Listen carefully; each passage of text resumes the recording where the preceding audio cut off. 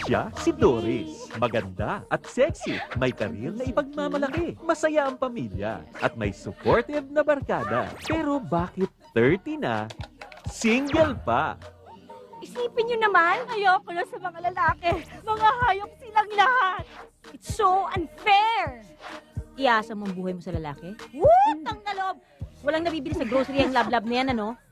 Inunahan pa niya ako. Pagod na akong humanap ng lalaki who will love me. Asan na ba sila? Ay! Hi. Si Sean. Why you dressed up like that? I told you, it's a pool party.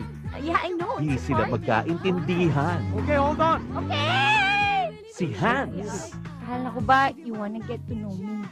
Please don't! Please! Yung ginagawa mo, physical examination mo ko. Kung saan-saan umaabot ang Hans. Kasi nga nalilito sila sa'yo. Ugali mo, pang madre. Katawan mo, pang pornstar. Di ba nakakalito yun? Si Dodo. In case you don't know, kumbaga sa gamot, naka-safety seal pa ako. Yeah! Muntik na maging ganito. Uy, walang maniniwala sa yung virgin ka. Ang masaklap mo.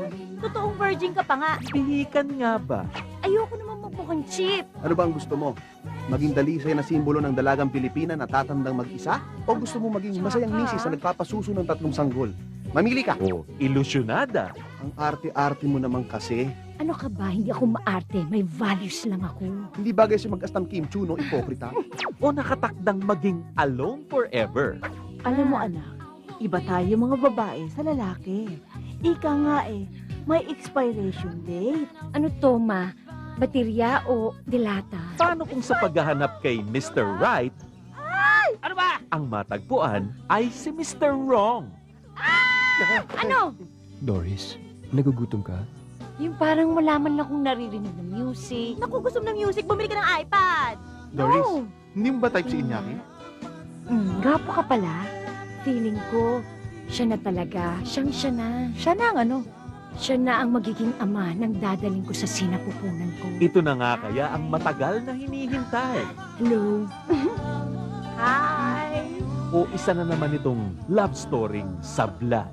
Pagod na ako. Bilang pre-Valentine's presentation, Gusto ko malaman once and for all. inihahandog ng Viva Films at On Q28 Productions Uy, ano ba? ang pinakamasayang date movie ng taon.